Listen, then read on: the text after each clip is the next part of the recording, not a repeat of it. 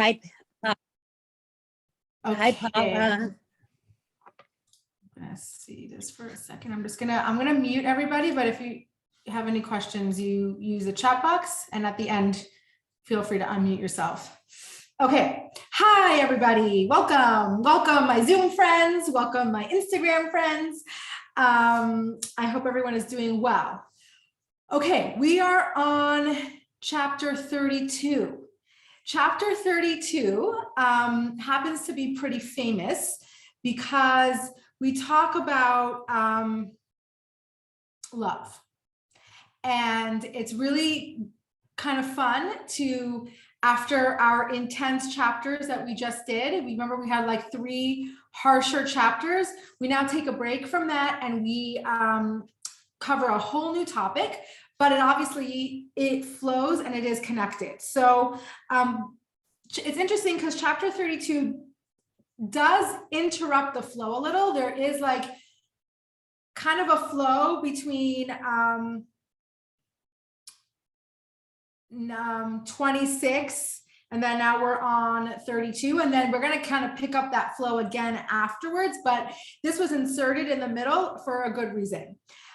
32 in numerical value, for 32 in Hebrew letters is Lamed Bet, and numerical value that's 32. Lamed Bet is 32, and Lev means heart, and this chapter is known to be the heart of the Tanya. And we also talk about love, so like it's all really cool.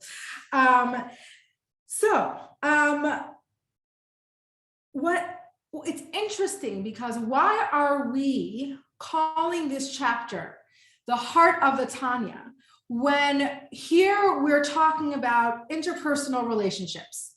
The chapter 32 in Tanya is all about our relationship between another human. If I were to ask you, what is the main theme of Tanya, whoever's been here from the beginning or has been listening to the recordings, if I were to ask you, what is the main theme of Tanya, what would you say?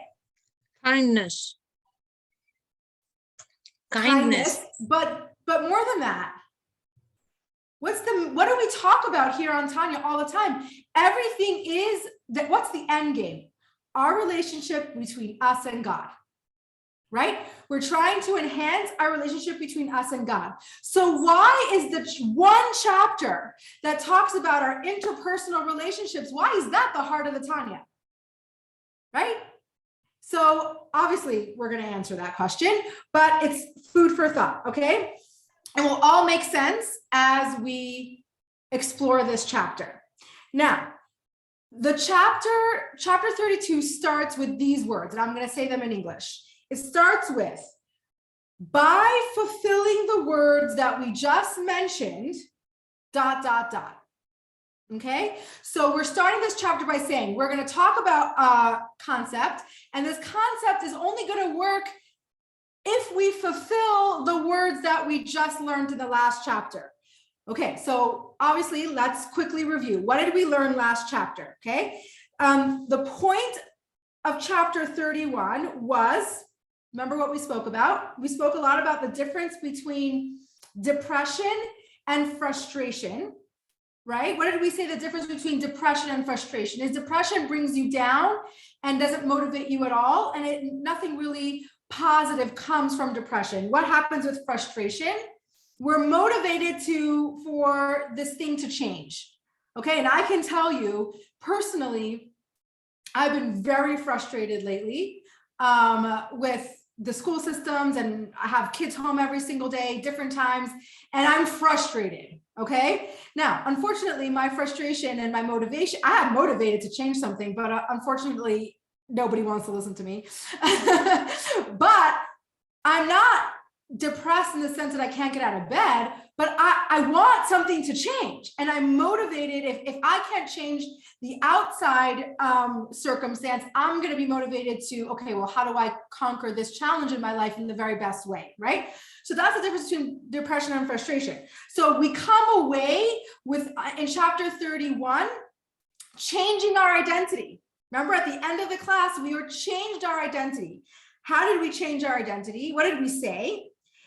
Even though we identify And by default, we like get sucked into our animal soul and our body's desires, right? So like by default, we identify with our animal soul better, right? But that's by default. Really, inherently, we're our godly soul, right?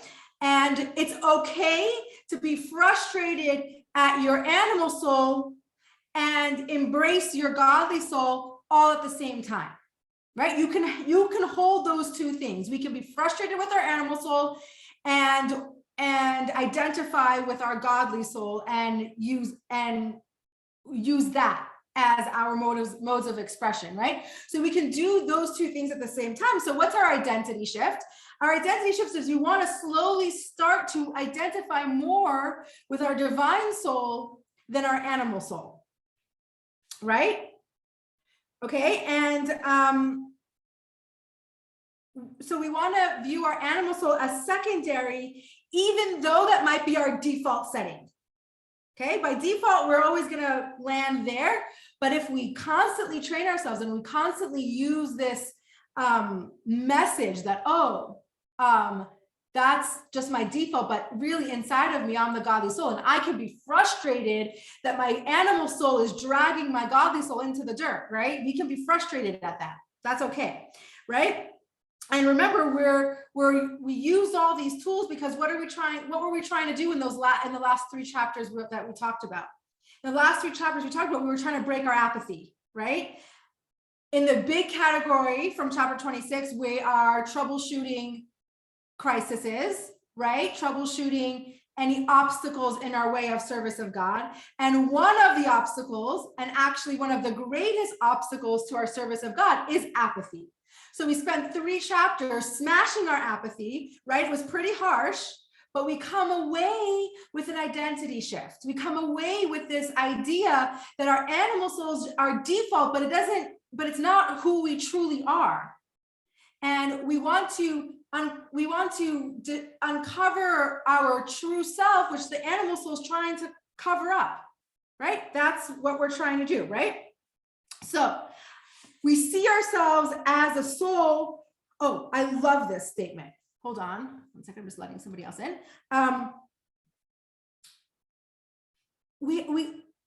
It is really, really fascinating if we start to see ourselves as a soul that happens to have a body, and we should love that over everything, right? So it's not that we're a body that happens to have a soul. We're a soul that happens to have a body. Another way of saying this is like really mind shifting, right? We are not humans having a spiritual experience. We're not human beings having a spiritual experience. We are spiritual beings having a human experience, right? Like that shift is completely life-changing. If we start to view ourselves as not this animalistic being that sometimes has a spiritual experience, and we start to view ourselves as a spiritual being having human experiences in this world, because we're enclosed in a body, but we're souls and bodies, right? That's what we are, souls and bodies, okay? So back to chapter 32. Through the implementation of all that, when we implement this new mindset, this identity shift, right? This will enable us to love every single Jew. The theme of this chapter is to love your fellow as yourself. Okay? So, if we are able to incorporate this identity shift, and we're going to talk about this a little bit more within the chapter, that is the tool that's going to allow us to love every single Jew as we love ourselves, okay? So the question obviously is, well, how? How does that work? And why does that lead to Avas Yisrael? Why does that lead to love? Okay, so what's the obstacle? Yes, Kari, 1 second. We should just have a comment here. Let me read it. Our spirituality is the reality of life. If we can identify, when we are in our day-to-day operations, it's sometimes hard for some people to identify with their spiritual life. But if we constantly remind ourselves that that's what's going on, it becomes more of a reality. Exactly. So what is the obstacle to loving your fellow? What gets in the way of loving somebody else, right? This is just, I love this chapter because it is so beautiful and it's so practical, and it actually, like I always say, like if you're in the therapeutic world, it is literally therapy. Okay. So I get so excited, but anyway, so what is our obstacle for loving our fellow? It's the illusion that we're separate. Okay. Before our identity shift, right? We view everybody as separate entities because we view everybody as bodies, right? And as separate entities, right? And you see somebody else, they're separate from you. And not only are they separate from you, they're your competition, right? Because if you're not in it together, then it's competition. There's only a certain amount of resources, right? You have scarcity mindset. That's really a hot button word these days, right? Scarcity mindset. My kids learn about that in school. Like you can operate from abundance or you can operate from a scarcity mindset. So if you are under the influence of the identity that you are body-centered, right? Everybody is a separate body, which means everybody's competing for the same resources, for the same attention, for the same love, for the same, seed and shoal, right? Like we're all we're in competition with each other, right? So that is what disrupts the ability to embrace and love, because we're under the impression that we're all separate humans, survival of the fittest, right? And I was listening to Shay's tab to prepare a couple of weeks ago. I was listening to this class for a different reason, and he gives this funny example, but he tends to do these funny examples that actually bring home the point really well. But he brings this example of a brownie, right? And let's say you're at a shul kiddush and somebody takes the last brownie, right? If it's in somebody else's stomach, it can't be in your stomach, right? So you can be disappointed or upset that this brownie landed in someone else's stomach. Or take the same, to me, this is a little bit more relatable, and we'll get back to the brownie thing in a minute later on, but this is a little bit more relatable, like attention, right? If you live in a family with a lot of children, you can experience this. As a mom of a few children, I experience seeing this and struggling with it, right? Everybody wants your undivided attention because you're under the impression that if you have the attention, then I'm missing out. We can't both have the attention, right? So we're approaching the world with a scarcity mindset. We're approaching the world that we're all separate. We're all in it for ourselves. And if you are successful and if you achieve something, that means I can't, right? And when you take up resources, then I don't get those same resources, okay? So this is what happens when we're body-centered people, right? And this is what happens when body-centered people have relationships, right? Body-centered people could have relationships and you can have strong feelings, right? But the only way that this is mind-blowing, the only way that happens is if the reason why you're letting someone into your life and letting them take up some of your resources is more compelling than the resources that you have. So you're willing to give up some of your resources because the reason why you want to be with that person is more compelling. But what happens when that reason goes away? Right? What happens when the reason why you are in a relationship with someone doesn't exist anymore. So then the love goes away, right? So what is this called? This is called conditional love, right? Love that's based on a factor, right? So you allow someone into your life, you give them space in your relationship for a particular reason, right? Whether, okay, let's go really superficial, whether it's beauty or brains or finances, right? Like, that's compelling. You want to be with this person because there's a lot of compelling reasons. Well, guess what? Those things go away. So what happens when those things go away is that conditional love is conditional. So when the reason goes away, the love goes away, right? And like Sarah says, even convenience, right? And by default, guys, by default, we are body-centered people. So to transcend this takes a lot of work. This is not like an accusatory thing, like, oh, like this is how you operate, bad on you, right? We all operate this way. We are all by default body-centered people. So in order to transcend that and to become soul-centered people, and we'll understand why we want to do that, it takes a lot of work. This is not something that comes naturally. This is something that comes because we will it to be there, right? It's not something that's just going to land on you. So every single ego-based relationship there is, it's always for the same reason you allow someone into your life. It's because that there's something compelling that's allowing you to give some of your space up. Okay? So if you have, okay, I'm going to say something big here.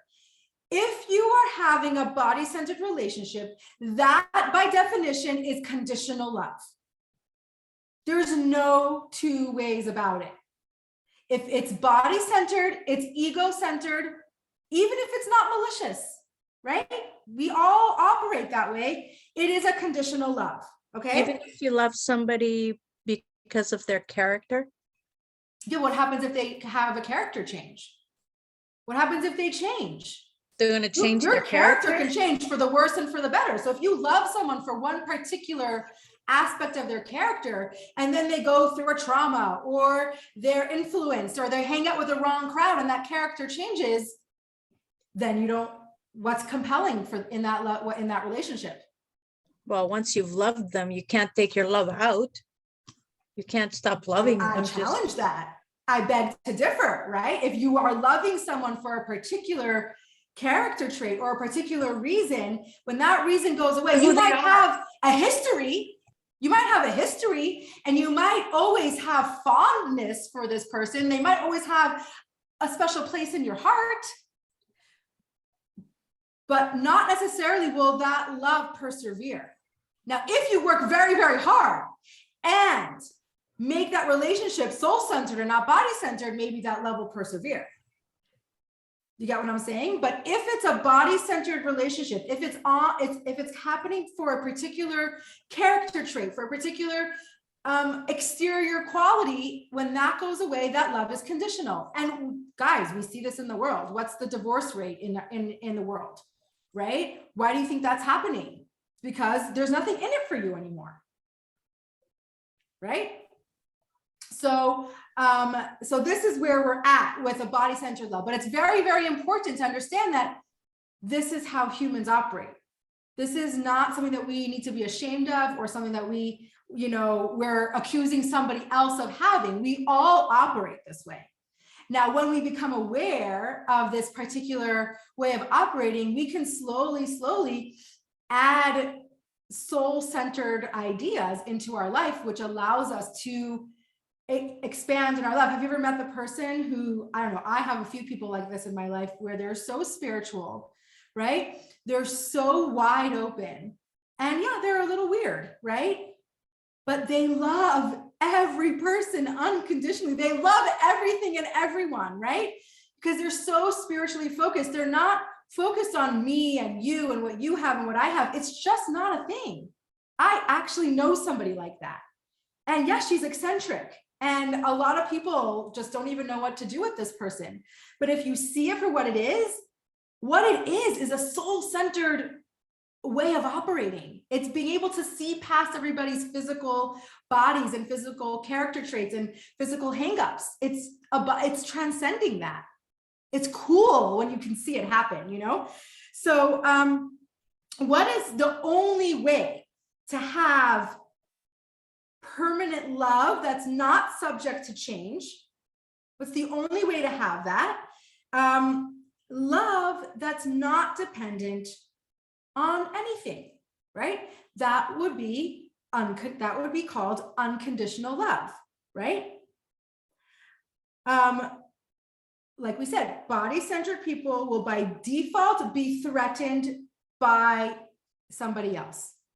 By default, we're threatened.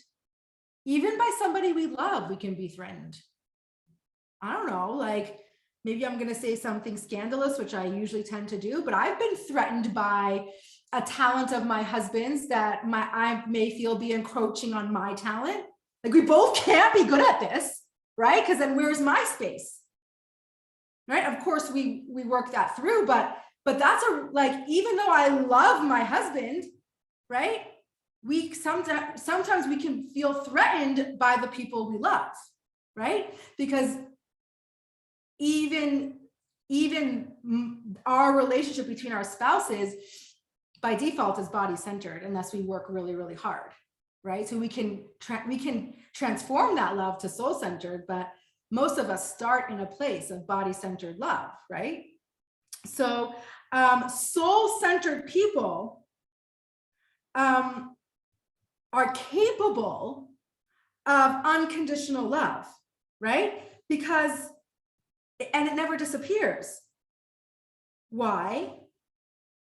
Because body-centered, when you're emphasized on the body, you are emphasizing how we're separate, how we're different, right? And not the same. Therefore, it's competition. Soul-centered people emphasize the fact that we are all one light shining into many different vessels. We are all one soul. We are one, what's the word I'm looking for? Like one being, right? And the great analogy of that is like, if you ever were at my dream, sunset at the beach, if you ever were able to witness a beautiful sunset at the beach, what happens is that the sun goes down and all of a sudden you see these little shimmers on the water, right? And they're individual shimmer spots, right? But if you trace them back to the source, they're coming from one sun, right? So even though they look separate in the water, right? They're separate dots in the water. They're separate shimmer spots. They're all coming from the same source. So if we view humans like that we're all different sources of light in this world. Every single person is a walking shimmer spot, right? Every single person adds light into this world. But if you trace back those shimmer spots to the source, we all come from the same thing. We're all one. So when you're soul-centered, you focus more on that. And then guess what? It's not a competition because we're all in it together. We're all in it for the same thing. Okay, let me read your comment 1 second.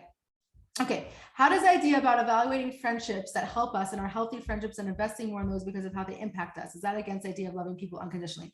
It's a very good question. I think your question is, why do we gravitate towards somebody more than another, right? Like, is it okay that I was thinking this as I was preparing the class. I was thinking, well, like, then what does it matter who I marry, right? Like, if we're all from the same source and we're all in it together, then why do we have attraction to different people? And is that okay? And I didn't really come up with a for sure answer, but as I'm thinking about it, I think, well, the way Hashem created the world is that we all shimmer a different way, right? And even though our source is the same, we have different personalities and we gravitate towards different things now, and which allows us to be friendlier with other people, to have a soulmate, right? But I think what changes is that the people that aren't our spouse or our close friends still deserve that respect and love because we're coming from the same source. I don't think it takes away the fact that we might be attracted to somebody else for a deeper relationship, but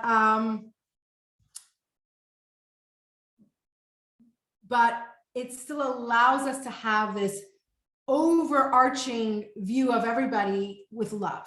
Like everybody deserves our love and respect. The baseline is unconditional love, and then naturally it makes sense that you'll be gravitated towards certain people and that bring just certain things out in you and are certain of like valuable relationships. Right. And what Paula said is loving someone unconditionally is the person who doesn't obviously help you or give you anything, right? You're still loving that person who doesn't necessarily impact your life in a positive way or at all, right? But we recognize we still are in this together, in this world for the same purpose, right? Coming from the same source. Okay. So if I'm soul-centered, right, then every Jew is coming from the same source and has the same original soul, right? We all come from it, right? So back to the brownie. If somebody else eats that brownie and is in somebody else's stomach, well, great, right? Like, it's not taking away from me. It's you are getting something that feeds you and in turn feeds me. Okay, so a brownie is hard to translate that because it's a physical thing. And what's the word? Not physically, like scientifically, but in physics, we can't have a brownie in two different stomachs at the same time, right? Physically, like a brownie is either in your stomach or in my stomach. But when we transcend that and we take that idea and make it more spiritual, like if one Jew is succeeding, right, then we're all succeeding. You right? could pull a king. You could pull a King Solomon and cut the brownie in half. Right, and then nobody gets it, right? No, half and half. Right. Yeah. But if we are succeeding as a people, then we're all benefiting from that. If you're succeeding, then I'm succeeding. Because we're all one. Right? So by being happy for the other one is part of it. Totally.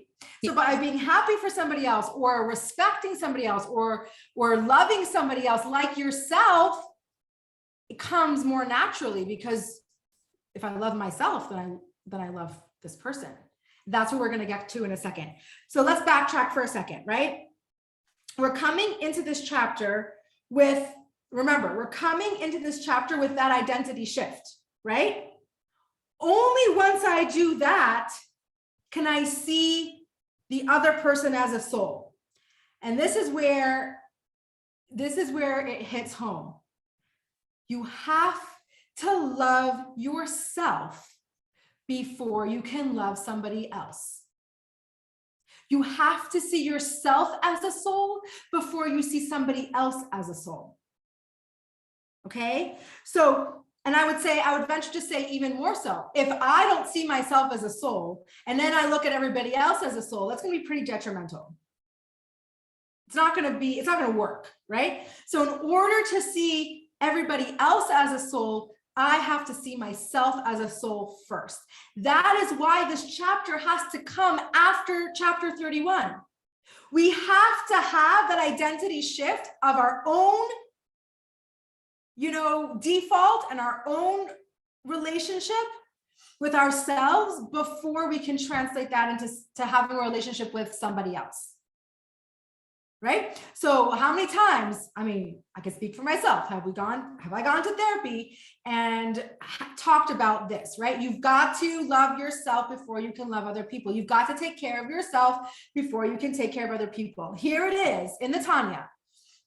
In order to love your fellow as yourself, you have to love yourself, right? That is the foundation of that, right? So we have to have that internal shift first before it goes outward. It only works if we do it in here first, okay? So now I come to the conclusion, right? You and I are the same, right? We come from the same source. We're in this together. We're not competing for resources, right? Because we're not body-centered, we're soul-centered, right? So, one second. But on some level, we still get distracted by this, like, the physics part of it, right? Like, if it's in you, it can't be in me. If you eat the brownie, then I can't eat the brownie, right? But if we transcend that physics level and go to the soul-centered level, then it's all unconditional. It's not dependent. Our love is not dependent on any factor. It's all transcends anything. Just the mere fact that we are one and we come from the same source is enough. That's the basis of our love. So you ate the brownie. It's as though I ate the brownie. It's as though you ate the brownie. Exactly. So this is where it boils down to. I love you because of who I am, not because of who you are. Right? That's the essential point to this. I love you because of who I am. I don't focus on who you are. Because I know who I am, that allows me to love you. Right? So, synonymous with my existence is this love. If I exist in a soul-centered way, this love will come naturally. Okay? Now, any questions before I continue? By the way, anyone on Instagram, I can see the comments. So if you have a question, you're welcome to put it in the comment section, okay? Now, is there anything about, and maybe you said this and I missed it, but like the idea of if you see things as finite, then there's not enough for people, like there's not enough for you and me. But if, like, I'm thinking back to, like, I don't know, a while ago when we were talking about like infinite and how Hashem is infinite, that if you see things as infinite, then it's no longer like you get some and I don't, because it's all infinite, because it's all from Hashem. Yeah, it's exactly what we're saying, because when we say we're body-centered, that's basically saying when we look at the world as finite, you body, you body, you body, you body, then there's not enough resources for everybody. But when we transcend the body and we go to the soul, which is an infinite, then all of a sudden we're not competing for the resources. We're all in it together. So it's exactly what we're saying. Body-centered equals finite, which means there's not enough. If you have it, then I don't have it, right? And that's what we're trying to transcend. We're trying to go to that infinite place where God is infinite. There's enough for everybody, right? And I think the most relatable example of an unconditional love experience would be a love between a parent and child. That is the only physical example, like in this world, let's say even body-centered, like the one thing that can touch on an unconditional love is a love between parent and child. Why? Because a biological child is you, right? It comes from you. So if you love yourself, you're going to love your child, right? So it's that same concept of you're one. So you're always going to love that biological child because it comes from you. Now, there's a differentiation between love and like. Hold on, I'm missing a comment here. Don't envy others because I believe that everything is customer made. We'll get our custom made share. Yeah, there's enough for everybody. There really, really is. So for example, there's a difference between love and like. Okay, I'm going to say something else radical. We don't always like our children. Okay, sometimes their personalities irk us. Sometimes their behavior is atrocious. Sometimes they're really not nice people, or they're not cool people, and they're not kind people.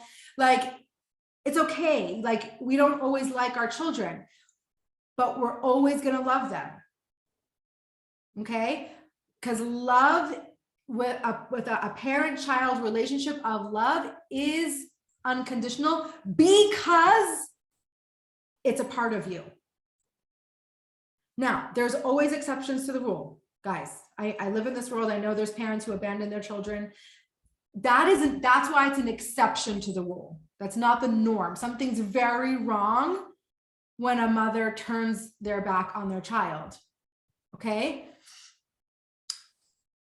The way Hashem created us is that a parent-child relationship is unconditional because of the mere fact that you are the same. They come from you.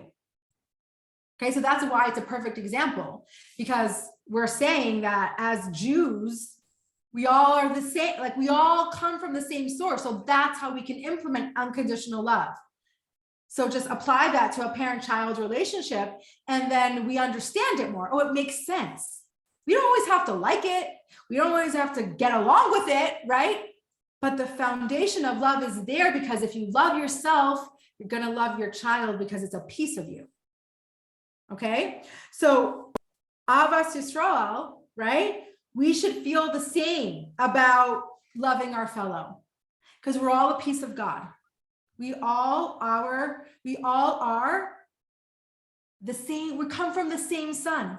We shimmer in our own different ways. And when we're in this world, we look like we're different, unique, individual shimmer spots. But when you trace that back to the source, it's all coming from the sun. And there's enough for everybody. And there's room for everybody. And there's an infinite amount of shimmer spots, right? You can't count them, because we're all coming from the same source. So how we feel about our own children is how we should feel about every single Jew. So when you meet somebody who irks you, right? Who you don't necessarily jive with, your personalities don't work well together. I think what we're saying, it just touches upon what you said before, is we don't have to necessarily like them. We don't necessarily have to appreciate their sense of humor. We don't necessarily have to appreciate their personality. We don't have to necessarily want to spend every moment with them, but we have to love them because they're a piece of us and they're a piece of God. So they deserve our love and respect, and they're not going to take away anything from us. We're not in competition. Okay.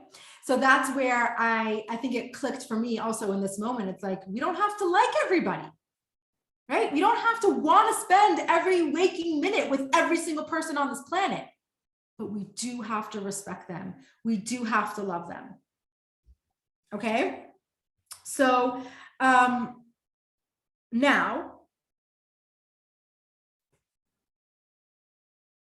not only can this identity shift help us to fulfill Avas Yisrael as one of the 613 commandments, but it's actually known to be the foundation of all the 613 commandments.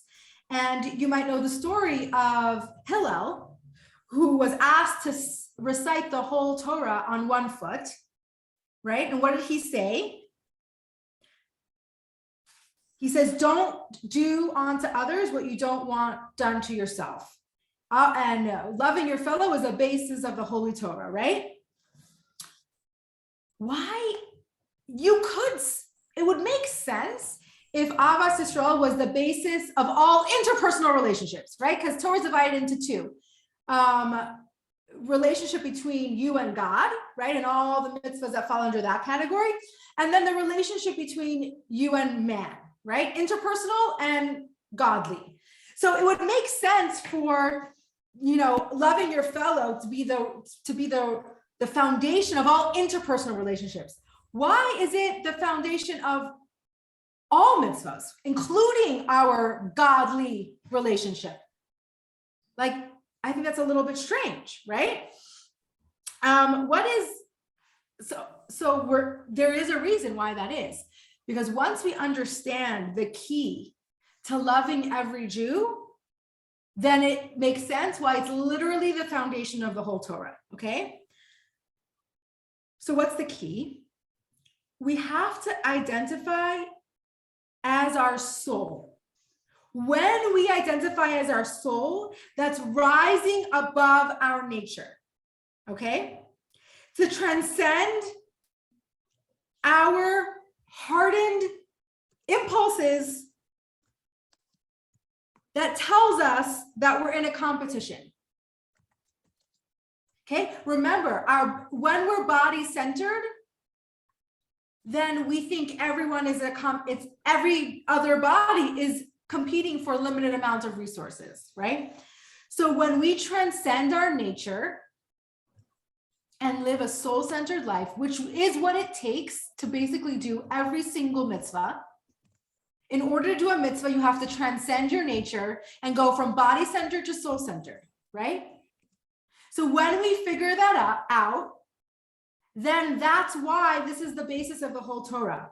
Because if you can do this, then you can serve God, right? If you can transcend your nature and understand that you can love every single person, that is the same tools you need to serve God.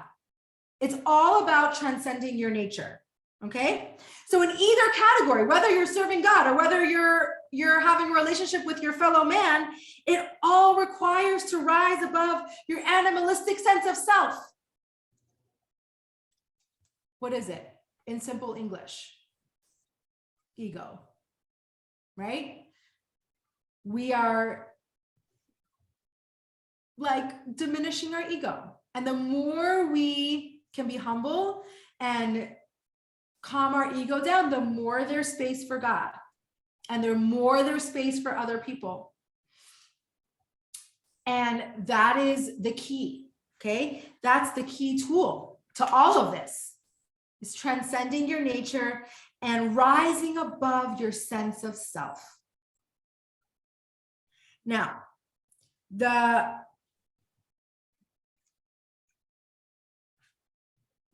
best way to do that is by overcoming our most primal threat. The best way to help our sense of self is by overcoming our most primal threat. What's our most primal threat? Other people. Other people are our most primal threat. So when we can transcend that, when we can transcend that experience of the other being a threat, we have it made, right? So that's the most important skill. So if you can get yourself to identify with every other Jew, right? And no longer feel as that person is a threat, and gain pleasure and enjoyment from whatever happens to another human being. That's the level of transcendence that you need for any mitzvah. It's the key. It's the key to connecting with God.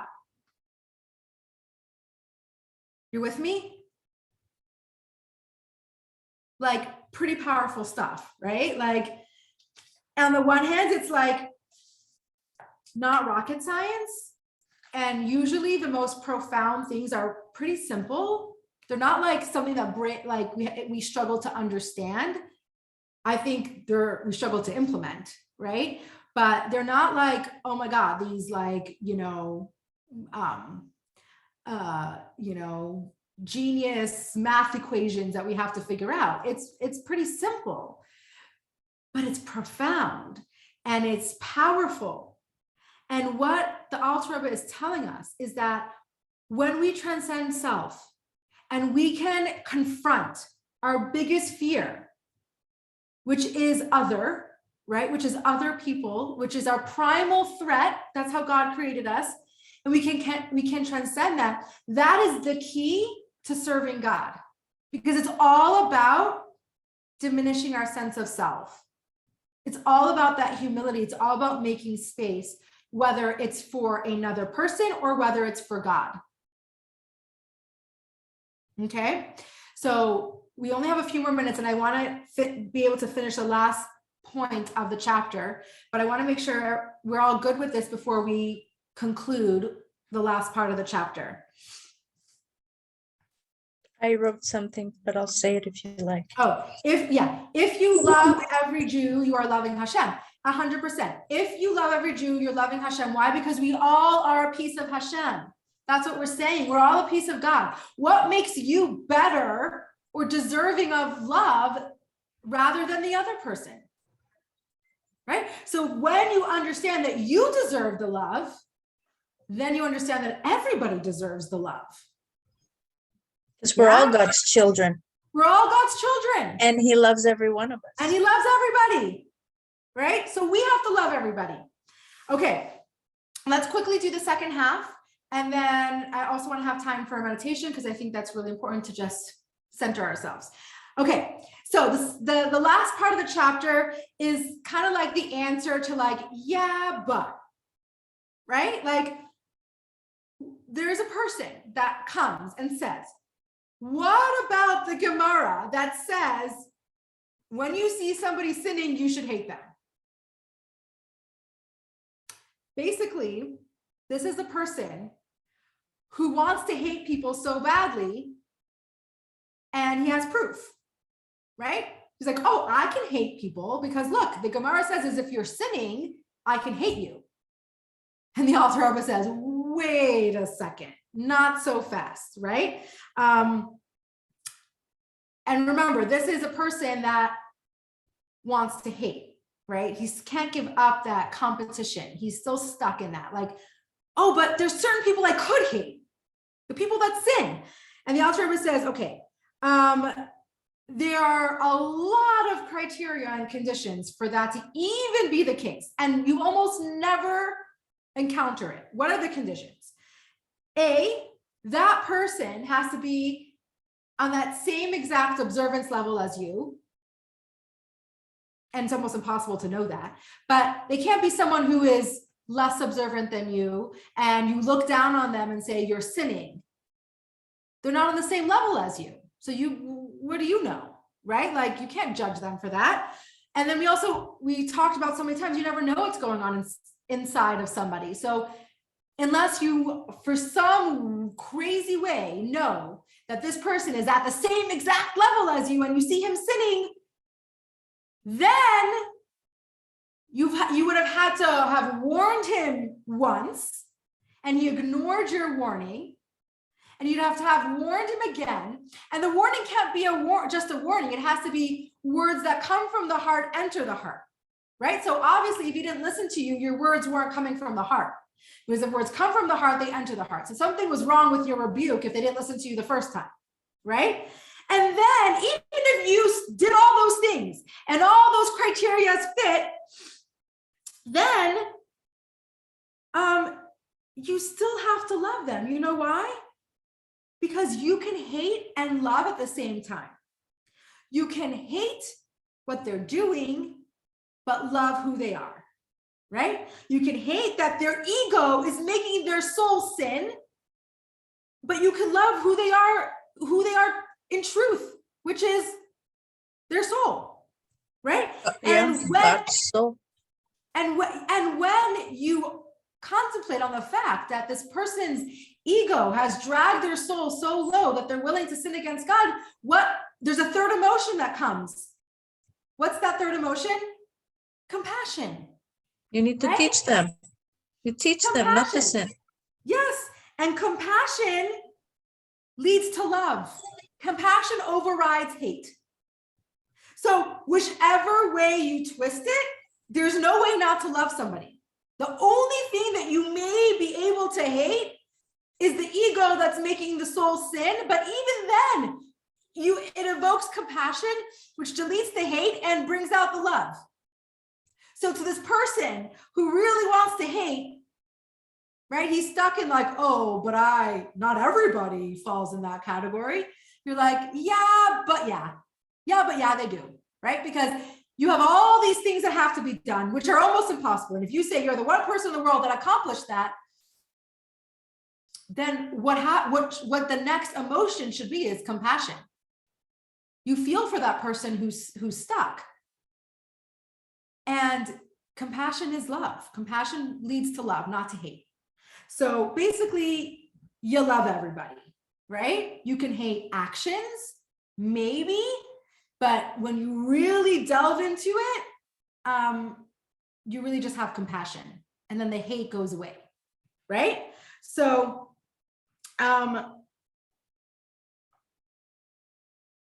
if you can do all of this, if you can implement all of the things that we just talked about, right, you will be close to Hashem. Are you talking just about your fellow Jew, or love every single human being on this earth? Okay, that's a very good question. We have to love and respect every person on this earth. This chapter happens to be specifically talking about our fellow Jew. There are other sources of course, we respect and appreciate every single human deserves that respect. But for this particular topic and this particular Tanya chapter, we are referring to your fellow Jew. Okay, so if you do all of this, right, and you have an identity shift, and your identity shift allows you to transcend your nature and love every person, because if you love yourself, you obviously love everybody else because you're one and the same, then you're going to be close to Hashem. And if you want to be close to Hashem, you have to do all of this. You really can't have one without the other. You can't compartmentalize. You can't say I'm a good person and I follow God and be a nasty human to other people.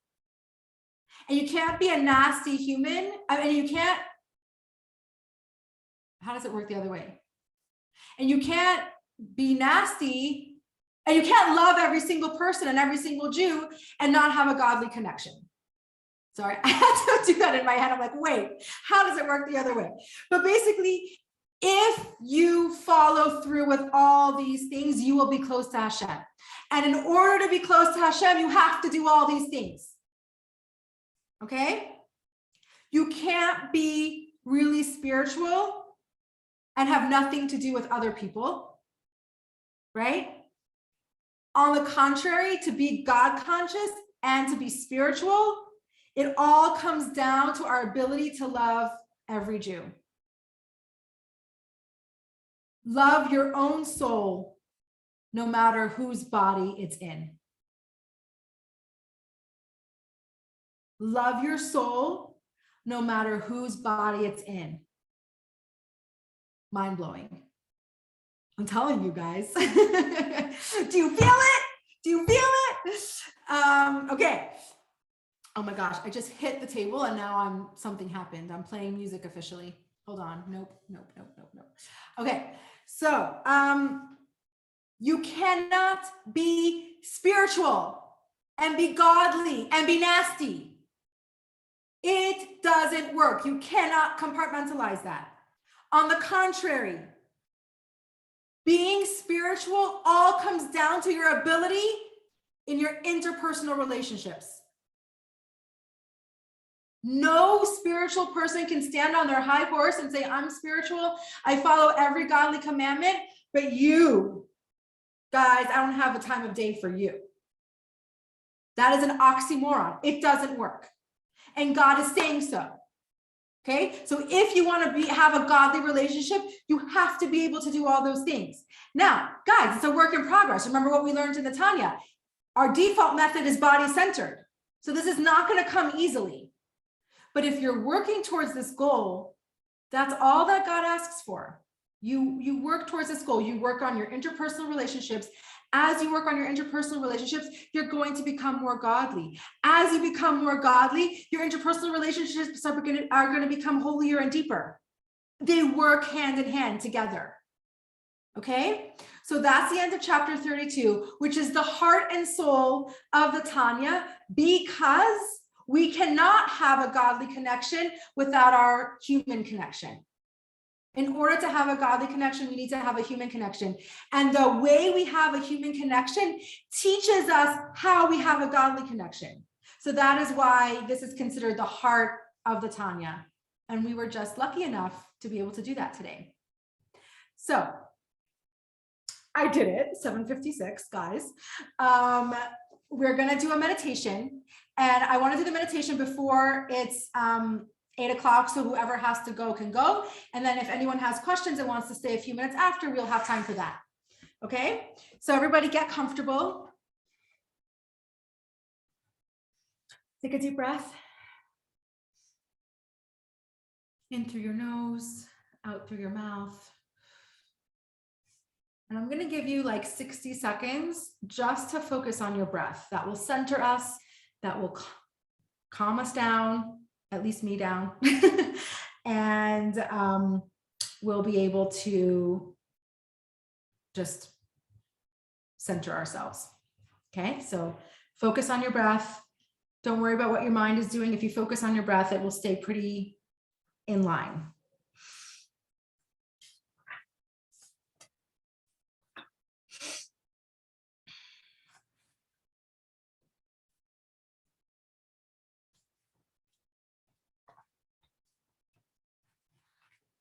Okay, there's so many things I want to say, but I'm going to narrow it down.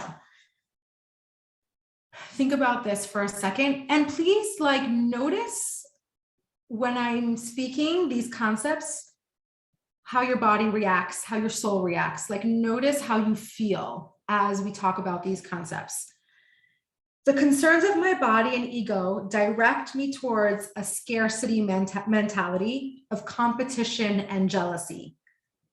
The best route to fully love my fellow as myself is to find happiness in the joy of my divine soul alone.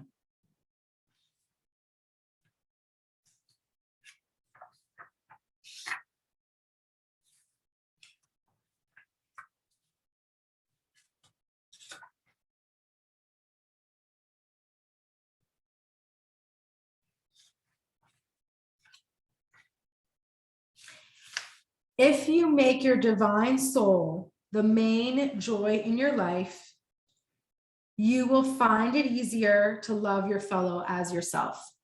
So it's all about transcending that body-centered mentality to a soul-centered mentality. We are spiritual beings having a human experience, not human beings having a spiritual experience. So remember that identity shift. We are spiritual beings in this world having human experiences, but remember, at our core, we're spiritual beings.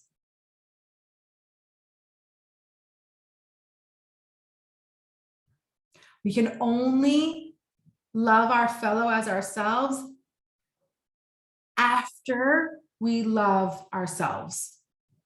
That must come first. That's the foundation. And the last thing I'm going to say, even though I can say everything again because it's all so important, but love your own soul no matter whose body it's in. Don't worry about the body stuff. Focus on the soul stuff. That will never lead you wrong.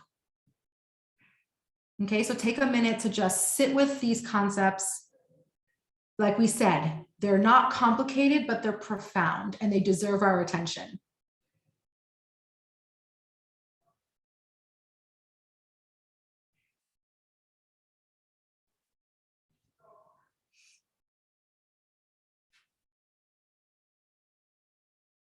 Take a second to refocus on your breath.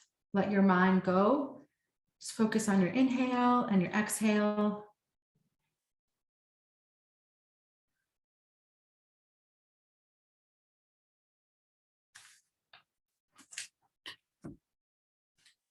Start to become more aware of your body, if I may say, where you are in the space around you. Some sounds, smells kind of refocus you back into the present. And when you're ready, you can gently open your eyes. Take your time. I'm sorry the meditation was a little shorter today, but I did want to respect your time if you had to go. But you can always do this on your own. Take the meditation. All you need to do, it's not like a tricky meditation. All you need to do is take one of the concepts that we learned today, whether that's, you know, love your soul no matter what body it's in, whether it's I'm a spiritual being, have a human experience, whether it's transcending your body centered default method, like any of those concepts, just sit for a couple minutes and just think about that. That's the exact definition of a meditation. Okay, so we're officially done. I will stop the recording, so it's not too long.